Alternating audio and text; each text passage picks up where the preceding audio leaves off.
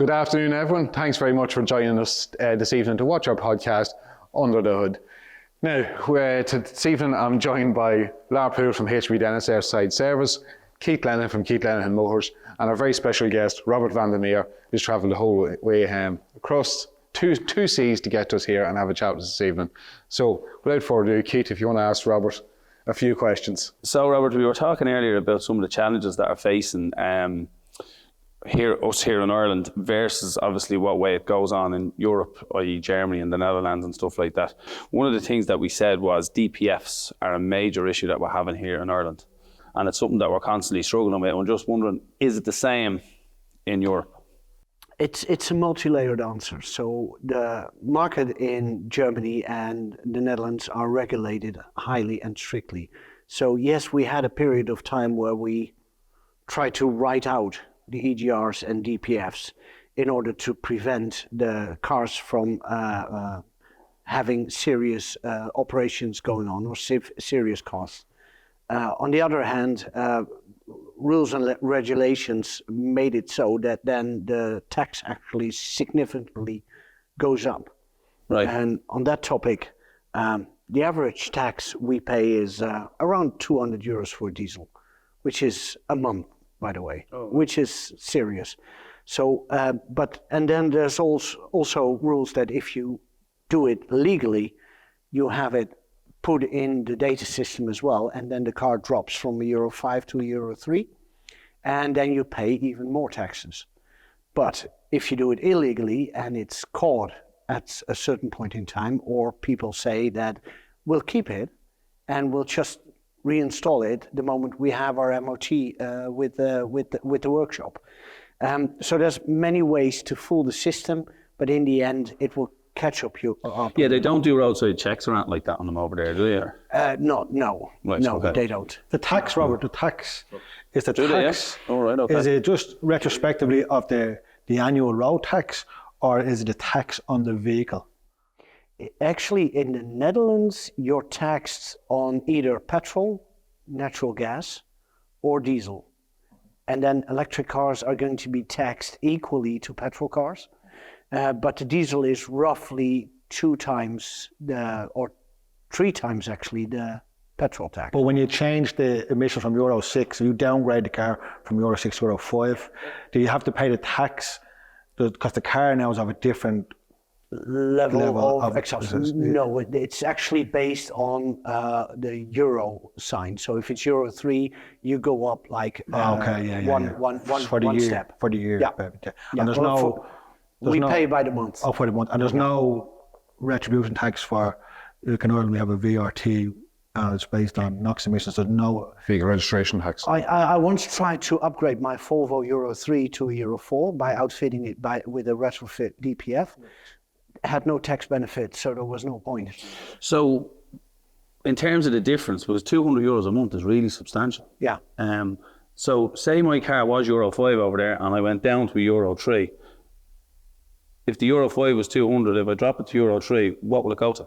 240 approximately.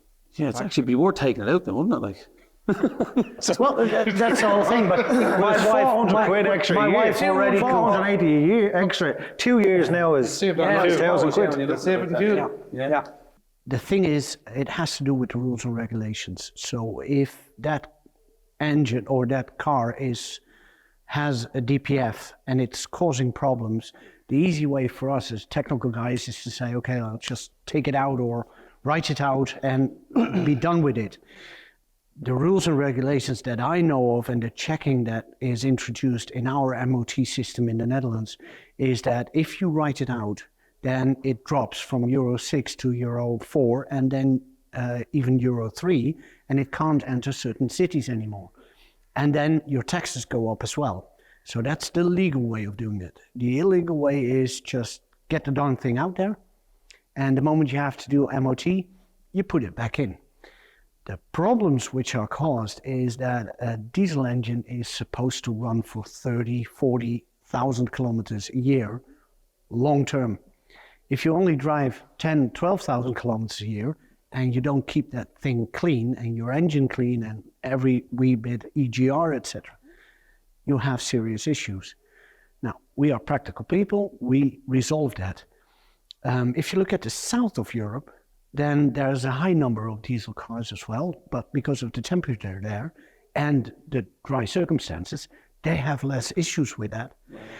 And then the whole testing, there's no central European testing agency. So countries they can determine for themselves what the rules and regulations are. So we have the optical test now for cars which are made as of a certain manufacturing year. And before that, so the Euro 4 and Euro 3, they have the old way of testing, such just the smoke.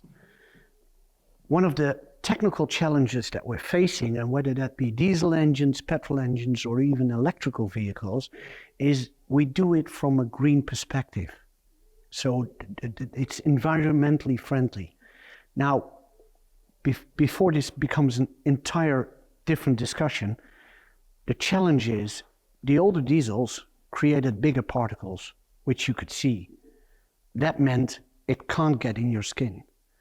The newer generations create 99% less particles, but the 1% that does actually can go through your skin. But this is not the cause of asthma or whatsoever, because we were talking in an earlier podcast about the smell of fumes from all the cars. We like that. We don't have that anymore. So that's an advantage. The industry is the problem, and not the industry of motor trade, but the industry of production, manufacturing, etc. That is causing most of the health issues. But the car is a cash cow, and that's what we pay for. So how do you find that the Irish customer in terms is maintaining the car versus the European customer?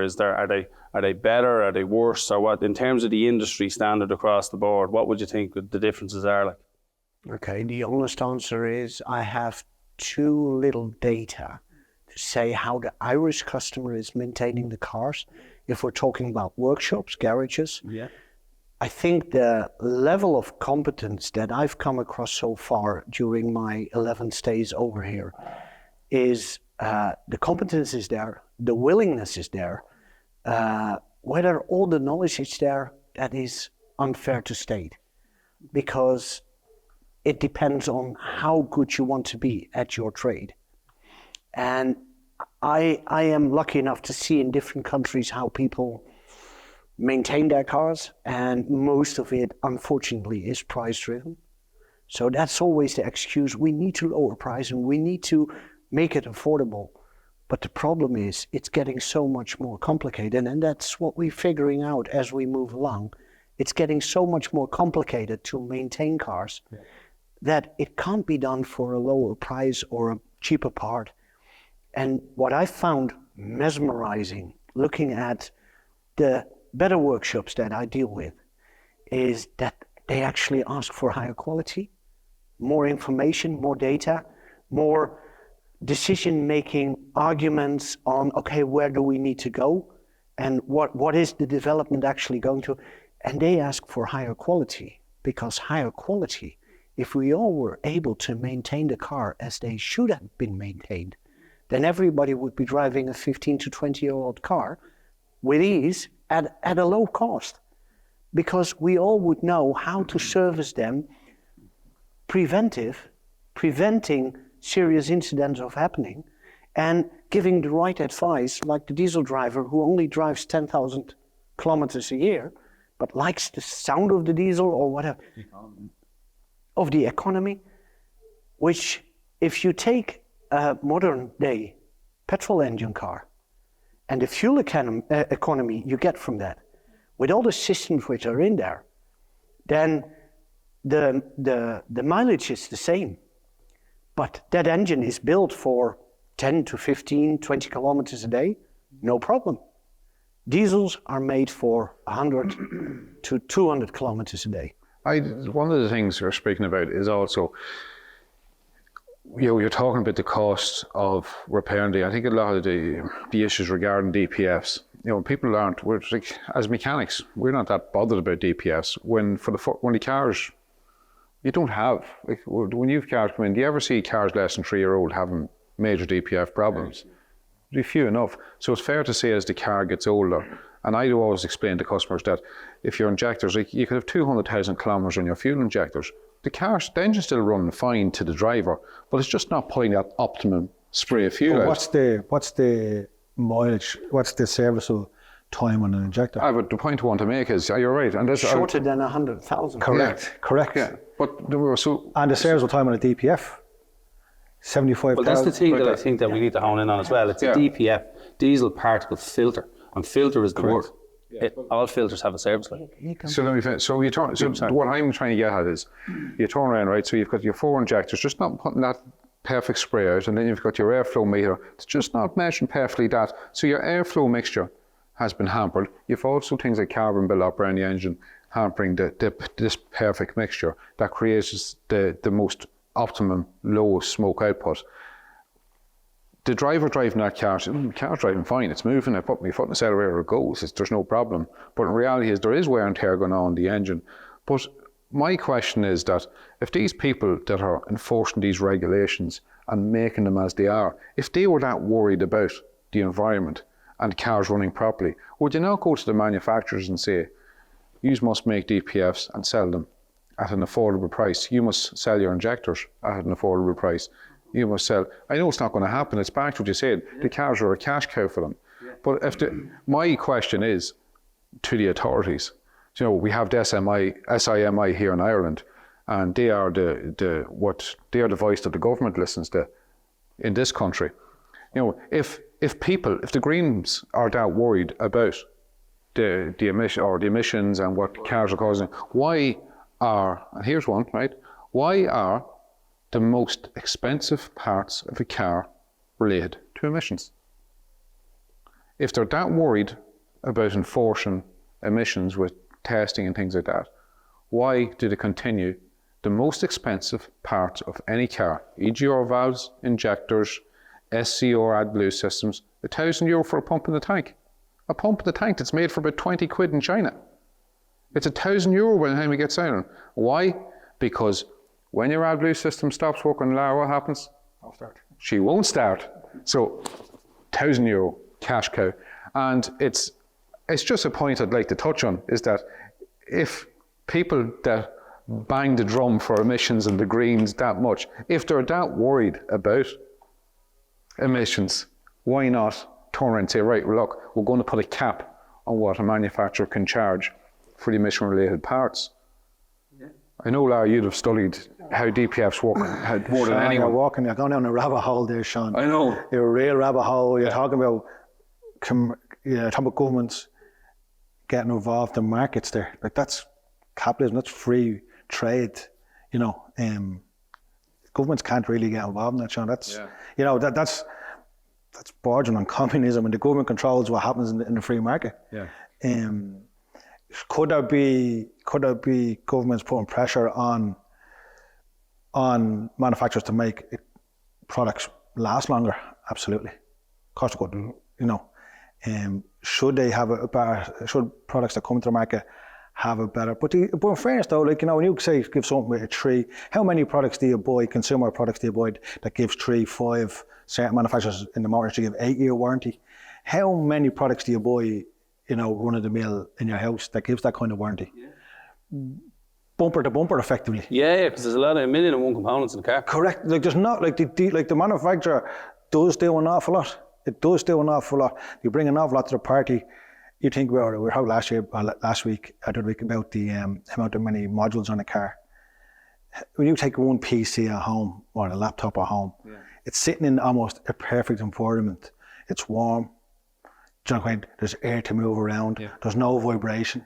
Now your car with all those modules are going in with vibrations, harmonics going through, moisture, dampness coming in, then it heats up and it cools back down.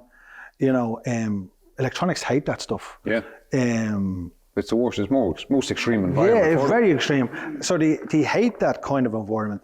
But yet, most of the manufacturers can get you a good 3 and 5 and 8-year lifespan out of most of those products. Yet, some manufacturers have, you know, some manufactured products might not be as reliable as others.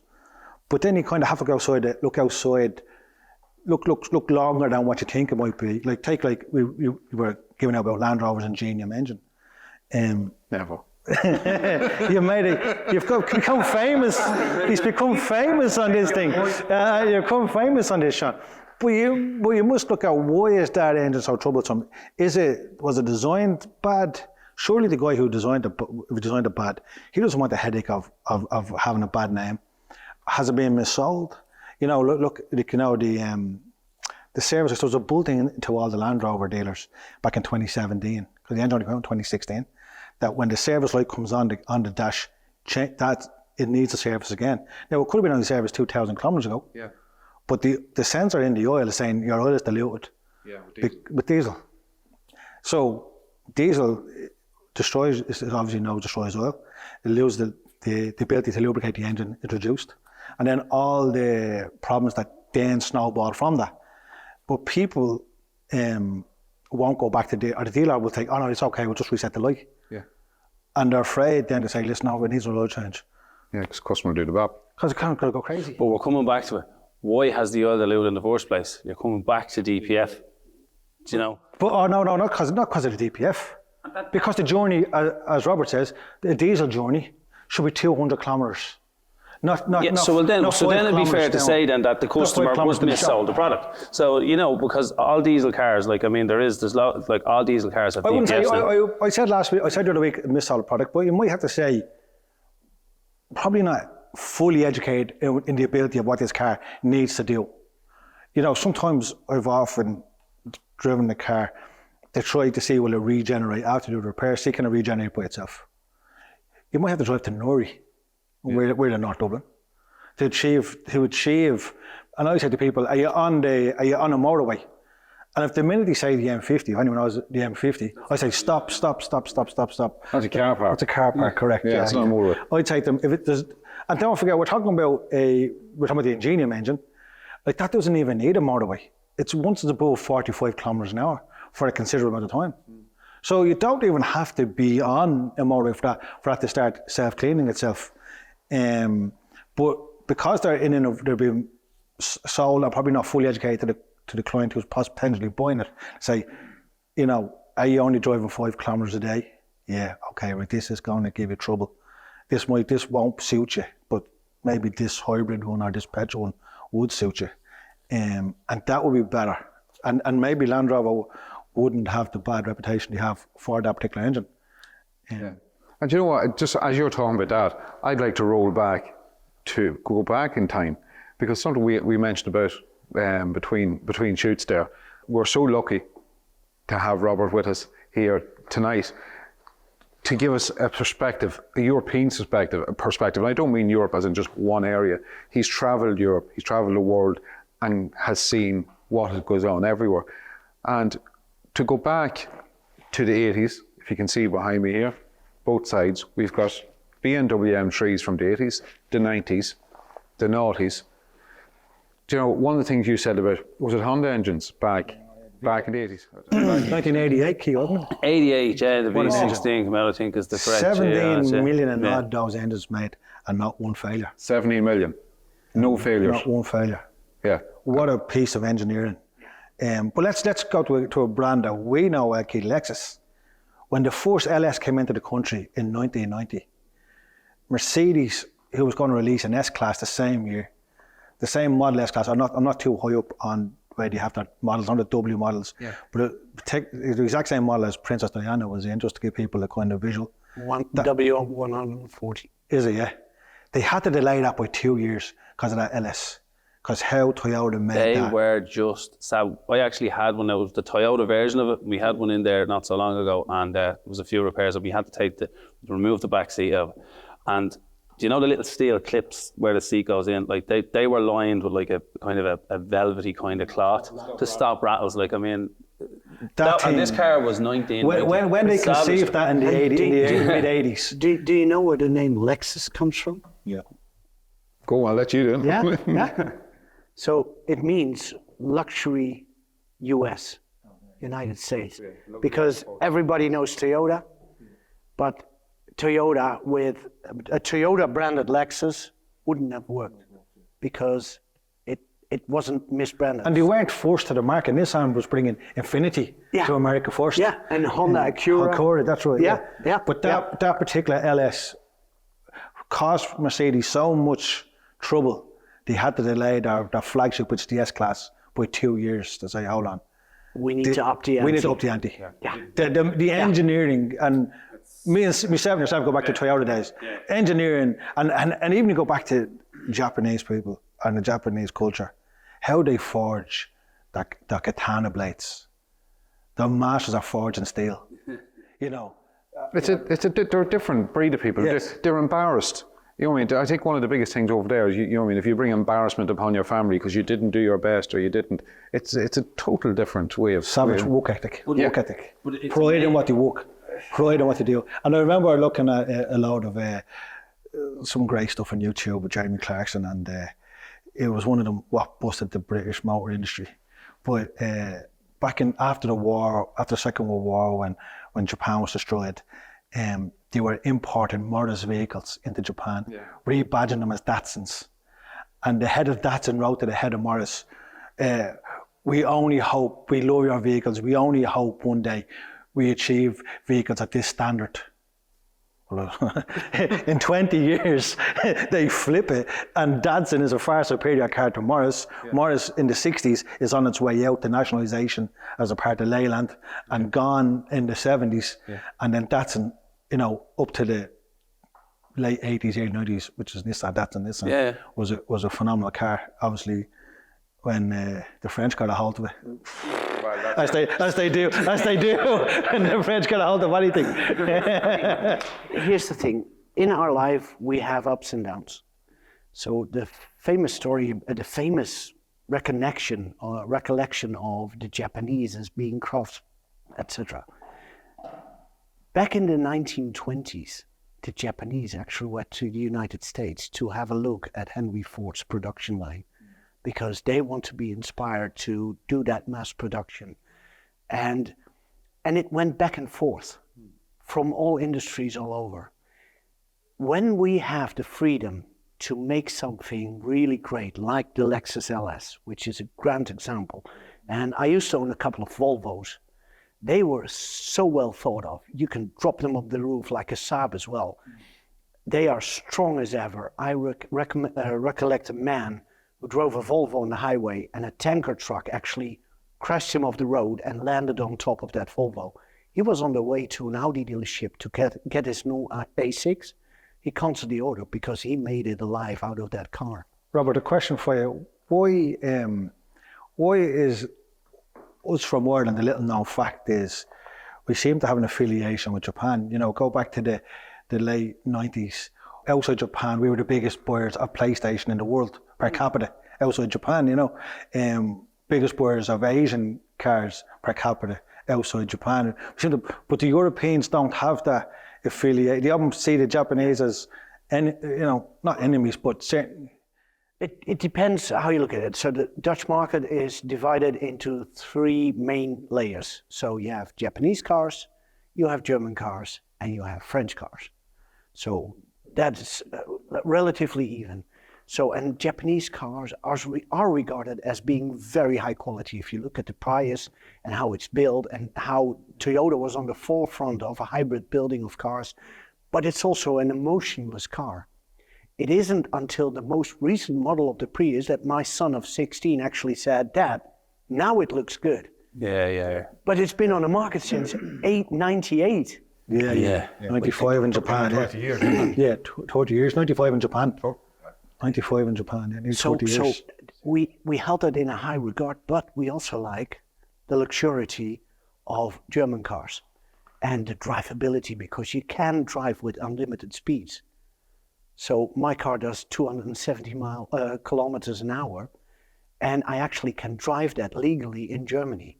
Now, not everywhere, certainly not on all places anymore, but still Germany has the lowest count of road incidents, deaths, per 100,000 drivers, which is quite amazing if you know that you can drive limitless. But they obviously know how to drive. You know, they are very polite on the road. Is it that, or is it high quality roads?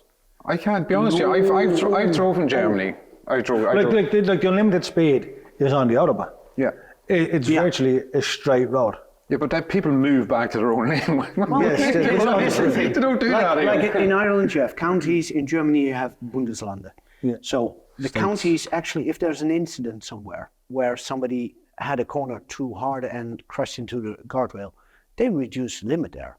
So in Germany, if you drive, the one moment it's limitless, then you come into city center, which is 120, 100, or Baustelle, which means roadworks. And they have lots of those. The roads in Germany, the infrastructure could be a tad bit better. But where the roads are limitless, there's safeguards. The moment you have to go through mountains or whatnot, the speed is dropped. They think things through, which is good for the safety of people. That's Germany. Have you ever driven in Italy? Oh yeah. Spain? Italy's very different. Italy, I remember driving when I was driving trucks. The northern half of Italy, it's all flowers, it's beautiful. You go down the motorways, it's like going down the Ross and Urkrow. It's like, what do you think this is gorgeous? And then once you hit the halfway lines, it's like, whatever, and go in the desert here.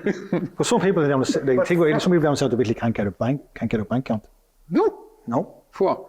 We're not allowed because the guys with the funny moustaches and the striped suits. But yeah, there's such as so Italy is very divided, as much as the UK. The northern, they forget about the northern half and they keep it down London. But you draw a line across from Rome. A lot of people, But you're right, that is that line. Rome, it's straight Rome. across, and down towards Bari, and then obviously down further towards Sicily. Sicily's the capital of, Don Canioli. That kind of way.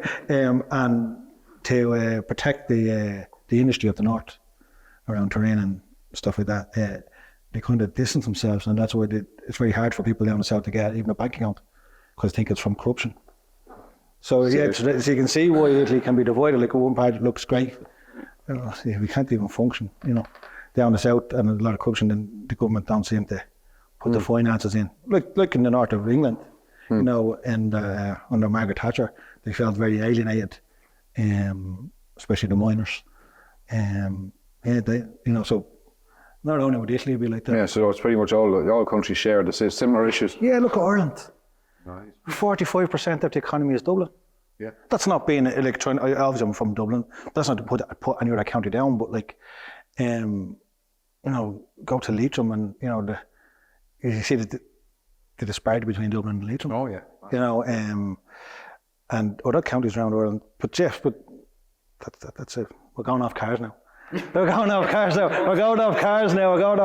Yeah. But even saying that, you're trying to keep on sort of, I think we restructured a wee bit.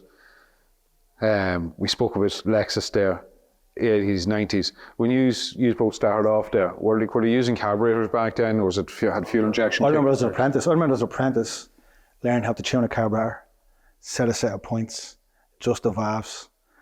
I remember the guy teaching me how to, whether it was rightly or wrong, and he didn't even have an emissions or an emissions machine, which he should have, to tune the carburetor by ear. Obviously with twin carbs, you need a few other tools, but single carb, he was tuning it by ear, and tuning the idle by ear, stuff like that. That's real, that's real old school mechanics. No, it is. In fairness, I said it's carbs, and I've been asked a million times by lads, look at these carbs. It's just lads, and I'm gonna say I wouldn't have it. It is something that I'd love to learn how to do. And you'd wing it, you know what I mean, and you get it thereabouts. But I wouldn't be able to put my hand up and tell you, she's spot on. We'll do that when we're retired. Yeah. But even a set of points like people, combustion engines. Yeah, you worked on combustion engines. Yeah. That's actually a good point, Robert, to bring us on to where we were going. So, the question I asked was the differences, with the Irish market, European markets, and in terms of, in your opinion and the way that you see it going, what way do you see it? Obviously we've had a massive change from, if you go back to 95, where a Honda Civic you could get a Honda Civic in a dual carb engine, right? To now 30 years later, where where predominantly EV is what's being pushed. So what do you see the future in another 20 to 30 years time? Do you see hydrogen? I know I think BMW and Mercedes have went down that route, or what do you see happening, or what's the general view across Europe? Okay, that's a lot to ask from a simple salesman from the Netherlands, but I'll try to give some insights to it. So we do see a tendency to like a market share for not only EV, because EV is just the full electric drive, which will take up eventually approximately 10 to 15% potentially. But in that 10 to 15%, you also have to see BEV and PHEV. So that's the hybrid cars that we know of, electric and plug-in. Yeah. Yes, I believe there's a lot of push now on plug-in hybrid. Yeah, because But the flaw in the plug-in is deeply flawed. Yeah, but the manufacturers are being pushed now to lower the standard again across But Europe. you think about it, so you take a lithium-ion battery, which everyone's using in that battery technology. It has somewhere between a 3 and a 500 charge cycle of that battery, and then it starts dropping off. Yeah. Let's take the middle point of 400 charges. Right. You know, from your phone's lithium. Yeah, absolutely, yeah. 2 years, your phone's done for, correct? Yeah, because you're charging it every night. Mine needs a battery. Take the average battery car, which is probably getting about 401 kilometers. Let's say 400 kilometers. So if you fully charge the car, you only get 400 kilometers. The average mileage per month is about 1,000 kilometers a month. Let's put the average mileage up to 12,000, just for figure's sake. Yeah. So you're going to charge the car 3 times. Right? Three times a month. I'm not going to charge it 3 times. But if you work it, an average. Let's average. Let's put this in average 3 times a month. Multiply that by a year, which is 36 times a year. You have, let's say, 400. So multiply 36 and divide 36 into 400. It's roughly 10 years life cycle of the battery. The manufacturer says to you, your life cycle of the car anyway is 10 years. It's done for. Some Range Rover parts can't get for 10-year-old cars.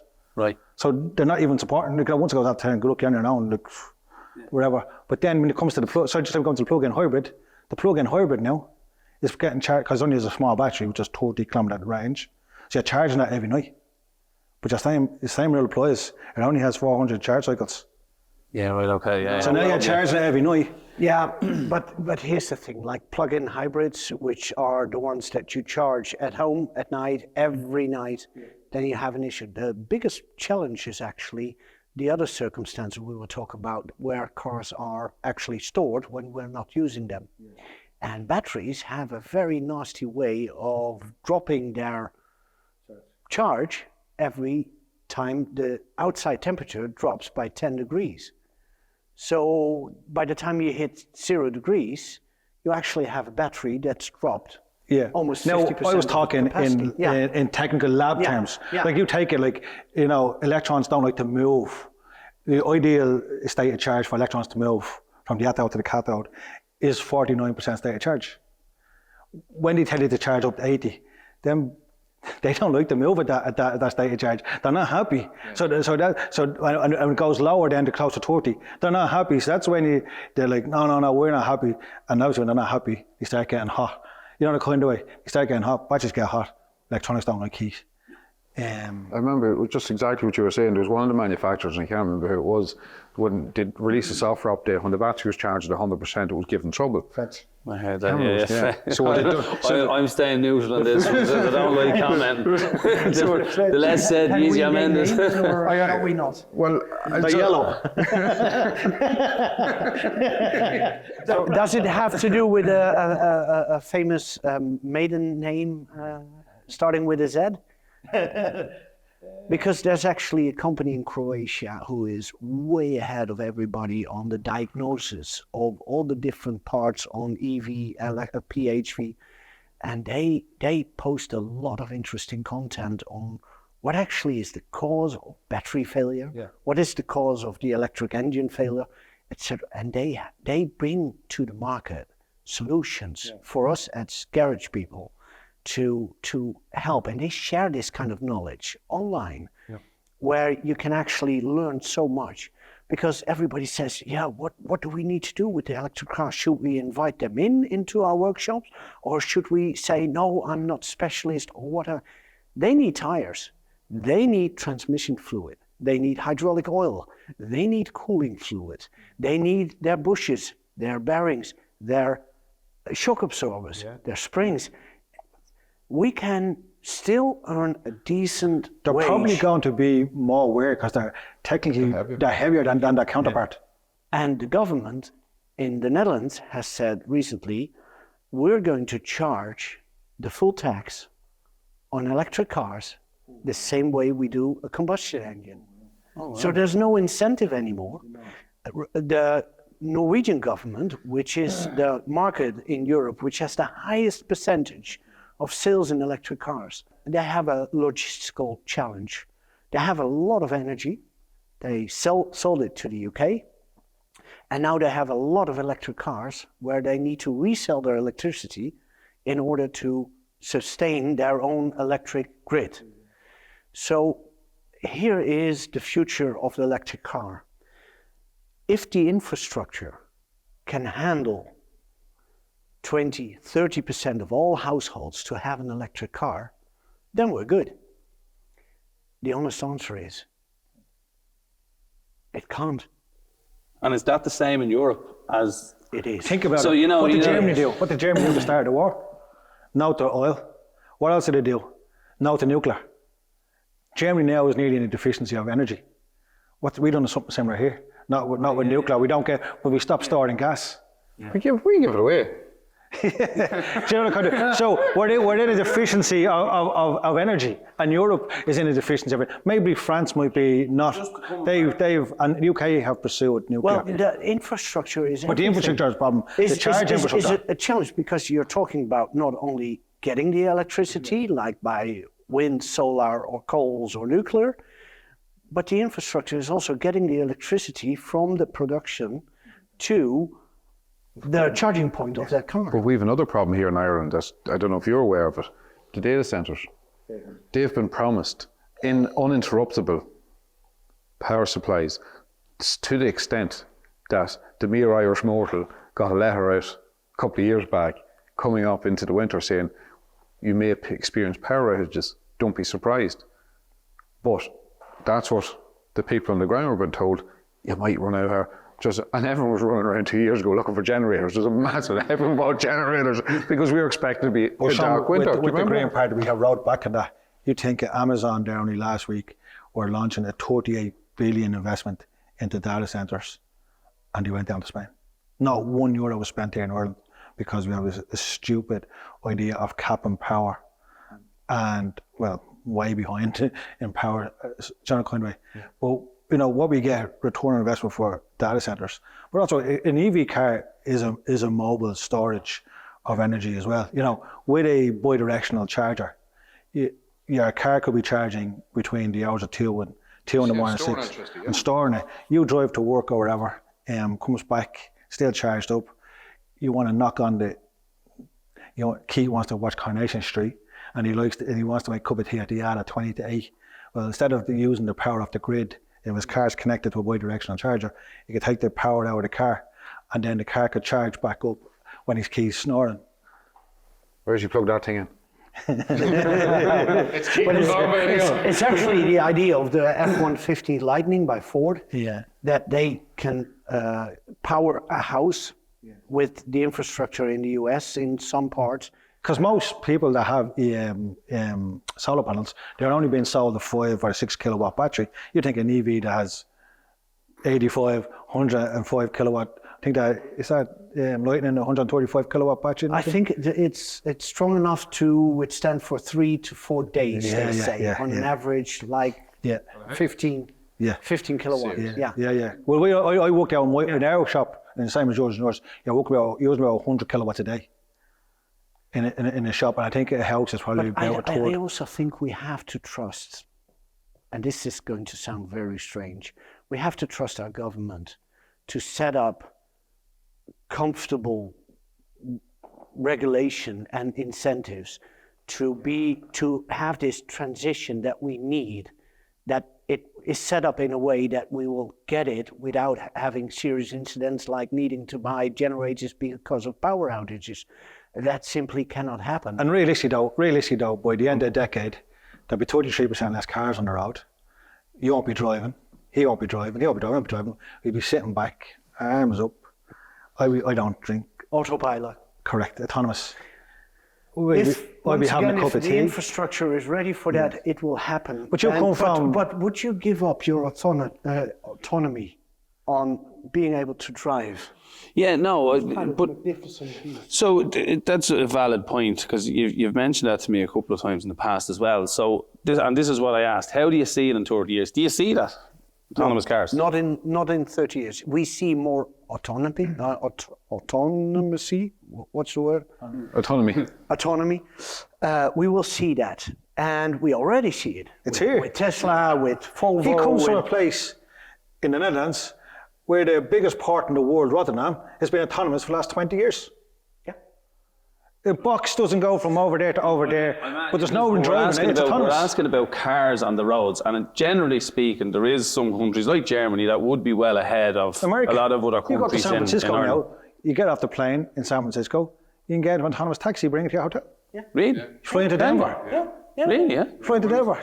Like, autonomous is not in the future. It's already here. there. Yeah. But here's the thing. For designated roads, designated ordinance where they said you can test this here. San Francisco is leading in that. That's all good. But still, we want the autonomy, or especially in areas where you can't drive autonomously, we need to drive ourselves. And we need to be educated and have the responsibility to be able to control that dangerous thing to avoid incidents from happening. But there you go, lovely, you just hit it right there and now.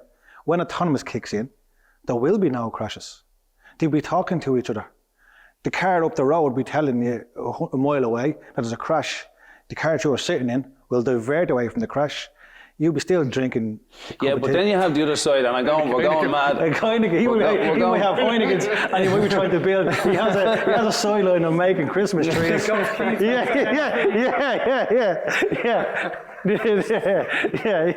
But you think we're talking about the I'm sorry, lad, but all I could think of is 40 different cars on the road, right? And they're all having a wee chat with each other. And they're all going, yeah, you're good, you're all good. And this fucking lunatic and an M3's coming sideways up the middle. And they're all going, oh, what's this? You're absolutely right, though. It will be a digital handshake. You remember the movie Bruce Almighty? Yeah, there was where Jim Carrey wanted to drive his very exclusive car, and he just said, "That's the button you're going to build in your M3." We're getting a bit carried away. No, but seriously. I can see it happen. No, it does come to autonomous. You think about it. There'll be for the average driver going to work, doesn't need a car when he's in work. Yeah, but this is again coming back to we're trying to get back to the point that. Do you see that happening in 30 years? Like, for instance, in Germany, in the Netherlands, would you see autonomous cars going around on the road? They are already there. Are they in Germany? Yes, and in the Netherlands It makes financial sense. It doesn't make financial sense. And we also have had some interesting incidents with them as well. Yeah, and this is the cost of progress. Yeah, so the likes of, there is a movie, I can't remember the name, but there's a load of white Teslas in it, and they just keep ramming into each other because it was a software hack. I can't remember the name of the movie. I saw chips. Yeah, but there is the risk of that. Surely, like, I mean, if you can go in, like, if the lads, if Russians can go in and hack the HSE, surely someone can go in and hack these cars, and so. Have you heard what Elon Musk said on AI? Because that's what you're talking about. Yeah. The moment, and this is the greatest challenge. So, autonomous driving is already there. The technology is already there. But the moment we can trust it. We need to learn to trust it, to see the good in the development of that technology. It will bring fun and joy, and it will make us all drink beer while that car is driving us where we need to go. Have a croissant. Have a croissant. But the thing is, will we have that in 30 years? Oh, please, don't ask me that question because... I take a bet on with the 40s that by the end of the decade, it'll be here and there'll be about a three-year changeover. People will start realising. Think about diesel. Well, you see, I think think about diesel in 2008. People weren't in diesel in 2008. Then they started realising I can tax a car for little or nothing and be in a diesel, even though it didn't suit me. But I'll tax a car. Now if you can have a car that picks you up, drops you, you don't have to fuel it, you don't have to pay for it, you don't have to insure it, to bring you to work and back. That's a taxi. That's exactly what it's going to be. So if anyone's ever seen the Volvo Concept 360C, have you ever seen that, Robert? No. If you get a chance, look on YouTube, everybody. Volvo 360C Concept. They put it on YouTube in 2016, so it's nearly 10 years now. Right. And one of the head guys at Volvo says, our objective now is not selling cars. It's the mobility of people. Yeah. And you know what? You're bang on, because to give it, I have a semi-autonomous car. You would never think I'd be. I never thought I'd be saying this since 2024 that my Volkswagen Tiguan is semi-autonomous. And I'm embarrassed to say that we have it since April 22, and I only found this button 6 months ago by accident, because it's, the haptic touch and the thing. I touched by accident, and all of a sudden the car took off. I was like, where's it go? We're on a motorway, so I wasn't that bothered. All of a sudden it started steering itself. Yeah, that's the active lane assist and stop-go function. No, it has that already. But when you use the active lane assist, it tends to veer from one side stripe to the other. But when you hit this thing, which is called travel assist, it actually pulls it bang in the middle. It won't jump on the brakes half a mile from the car. It'll drive fairly close to the car in front. And if you have the automatic version, you're coming up to a roundabout, especially coming up to Belfast, coming up the hills of roundabout, it'll come up on your screen, roundabout ahead. It's linked in with the sat nav. It knows what's coming ahead of it. It can see it. It can sense it. But the benefit as a driver, most people say, oh no, I don't drive. It's taking the fun out of driving. I travel to Belfast quite a lot, right? Most weekends, myself and Debbie and the kids head up. And see when I'm coming back home. See when I'm coming back around Newry, coming down, you're shaking the head. You're tired. There's that fatigue. See with the travel assist, that fatigue is gone. The same way it's gone with xenon lights, LED lighting. You have to admit, I've driven cars with that, and you have to admit, it is a mad, uncomfortable feeling, though, isn't it? Like it's, I'm not, but I think a generational thing as well. Like if you look at the kids now, right? So whilst I'm saying I wouldn't be comfortable with it because we've came up through a different era, and I suppose the kids now, like if you go down, do you fly, Keith? Huh? Do you go away? Do you fly? Yeah. So Lockheed Martin brought out a Trijet in 1970. That was autonomous plane. The fella at the front, with the cap on, was only there to suffice the people in the back. But the plane could take off, fly you to your destination, and land autonomously. Yeah. In 1970. Yeah. But when I'm talking, folks, if you're flying, Airside Dennis, Airside Park, he had to bring the plane up. Electric cars have been there since the turn of the last century, since 1900s. What I was getting at there was the point of view of a different era. You know about me saying it's uncomfortable, right? So we were used to going down with a fiver to the shops on a Friday. You get your few bits and bobs. You look at the kids now, what's a card even? They're all tapping on the phone. Have you not got Revolut? Like, you know what I mean? It's kids are mad. So they're coming up through this like going to the shops now and buying clothes. Actually, everyone buys everything online. So I suppose the generations that are coming up now with the likes of that autonomy and stuff coming in, I suppose they'll just be that uncomfort thing that you and me might have. They look at mobility from a whole different perspective. And they have no problem with public transport. No. And we grew up with a dial phone. Yeah. They don't know how to operate that. Young kids now, Facebook. What's that? That's how fast things are travelling. Like you think about it in France, Keith, they don't want you taking a plane journey now if it's under an hour. So if you're flying from Paris to Nice, they don't want you on a plane. Why? Because the emissions, they want you on a train. Do you remember COVID? There wasn't a plane in the sky. It was the warmest. It was lovely. I'd be happy to stay at home forever. But what was moving through COVID? The dirtiest polluters in the world. The ships on the 7 seas. Well, it's only at my house. You meant the outbreaks on the cruisers? Yeah. And all the ships, and the cargo ships moving around. It's apparently 7 ships on the high seas for 1 year puts out more CO2 emissions than all the cars in the UK. I actually remember, I can't remember the figures now, but I remember remember the Stena Line, not the seat, the HSS. HSS, yeah. You don't remember the figures the diesel it uses from Dublin Holiday? It's mega. The fuel that high-speed boat uses is equivalent to Concorde. Yeah. But the fuel that thing burns, I was amazed at the amount it goes through. And there's no filters there. No. And this industry has the same challenges. Well, it's not diesel as well. It's like tar or something they run on. It's like... And they are hybrids. Yeah, they are hybrids. And hybrid ferries, hybrid, yeah. So they produce 20% less. So that's not the entire cars on the UK. It's just 80%. So, Robert, I think there's a point that we were talking about earlier that I think all other mechanics and drivers that are watching this might actually be interested in. So there's such a thing that was brought in the Netherlands, and I believe it was about 2 years ago, called NOx testing on emissions. Now we don't have that here yet. So what do you think your view? What's the view on it in the UK, or in the Netherlands? And how is it affecting NOx things? sensing, I do not know anything about. If you're mentioning optical particle testing, yes. Then there was this big outrage because all test centers, and in the Netherlands, they can get approval to have their own test centers, but then means you have to have those machines. Right. So they delayed it for I think 3 times, 1.5 years, and now it's there. So optical testing of the particles that come out of the exhaust. Which, for anyone that's watching that doesn't know, that's what your diesel particle filter or DPF filters. So the removal of a DPF will allow these particles to escape out the back of the car, and now they're basically testing. It measures with light, so therefore you say optical testing.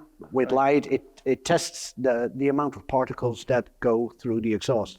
So, yeah, so it immediately spots if a DPF is, and then it needs to be notified. So, do you know what? It's a twofold thing, DPF removal. You know, and there's so many arguments for and against it. I know that you mentioned the whole thing, like there is the moral obligation regarding Aspen and things like that.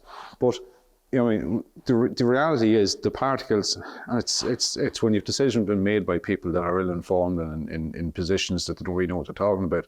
DPFs, the diesel particulate filter, the particulates that come out of a car, a Toyota Creed that doesn't have a DPF or would never know what one was, or any of these vehicles behind me, the particulates that come out they generally fall to the ground. Do you know what I mean? Whereas the particulates to come out of a DPF are that small and minute, they go into your pores in your lungs, right, and create more problems. Do anything, and what people don't know, and this is the problem. I've had on my social media plenty times, you know, these people that they see themselves as the DPF police. Oh, you mustn't take it out. But the reality is, the DPF is designed to capture soot particles that are generated while the car's in the city and burn them off while the car's between cities out in the motorway. So it's still coming out into the atmosphere anyway. But the problem is that most people buy diesel cars, they're in the bloody cities, and they're putting out these more harmful pollutants in the cities. So, do you know, there's so many arguments especially with cold starts. Yep. But there's another topic from a technical point of view that I would like to relate to when it comes to DPF. So you all have garages. How many times do you replace glow plugs? Well, often, yeah. And why do you replace them? Because a big engine light on. Come again? An engine light on. There's an engine light on. Yeah. But what do glow plugs do for diesel engines? So years ago they used to help start, but now of more modern times, the direct injection diesel, they aid with the regeneration of DPF.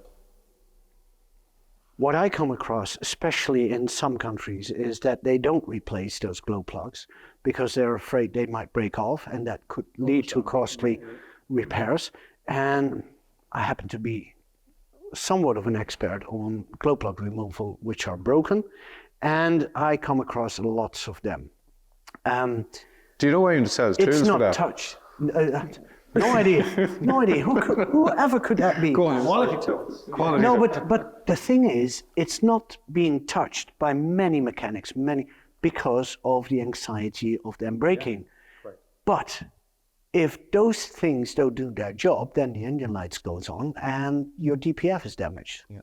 Can you imagine telling a customer, I need to take the head off your engine to take a glow plug out? But if you have the right tools, you won't have to take the head off. Well, that is the point, and that is the message I'm trying to get across from that perspective, which wasn't touched yet. So I thought, okay, I'll put it in there. But just sorry, Robert, just going back to something. We're removing the DPF, and this is really to garages. If you remove the DPF, you're also removing an ability to earn money. If you take the DPF out, never going to replace the glow plugs again. You're never going to replace the EGR again. You're never going to service the DPF. Happy days. But they're all commercial opportunities that the garage has. Anybody is free. That's what a democracy means, to have their opinion and to do whatever they think is right for either their wallet, their technical solutions, or their tech base. A product is designed in a certain way and it has a certain approval. Manufacturing liability is completely void if you alter that. Yeah. And in the case of a DPF, you could say, okay, what is the actual technical problem with having the car driving without? And yes, one could argue environment, one could argue my wallet, the finance situation. Let's be honest, if you take it out and you take the EGR out as well, the car would run way much better. Yeah. And perhaps if it's used correctly, so if you really drive a car instead of you use it to get from your house to the school 1.5 kilometers away, and then from that 1.5 kilometers away, 2 kilometers to your job, then you're actually causing the asthma, the problems, and the environmentally unfriendly. And well, if that's on your shoulders, then it's on your shoulders. Well, there you go. But you see, people don't actually know that. Do you know what I mean? And that's the point that I suppose we're trying to get across. That. Like like something simple that's going on 30 years, mapping out an EGR. An EGR is to reduce nitrogen oxides. NOx gas is carcinogenic on your lungs, cancer. But yeah, people think, oh, I'm saving such and such a buck here by mapping this, removing this. But you're killing them, and they're killing their kids and their grandkids and their great-grandkids that might come along. But it's also called natural selection. Yes, Mr. Darwin. Yes, Mr. German. Did you just call me a German? No, Mr. Darwin. Oh, Mr. Darwin. So on that, at the risk of sounding like Jeremy Clarkson, folks, on that bombshell, take what you want from our DPF conversation. I think we did a very interesting conversation with Robert there, Keith and Larr. So to get this wrapped up, Keith, once again, thanks so much, and thanks for no problem at all. Putting on what's a mouth-watering show of cars here. Larr, thanks so much. As always, the knowledge is impeccable. And Robert, thanks so much for coming across to talk to us and to share your experiences and thoughts with us. So from Keith, Larr, myself and Robert, thanks for watching, and we really hope you enjoyed this podcast. Thanks very much for tuning into our podcast. Under the button. No, it's the fucking bonnet. What is it again?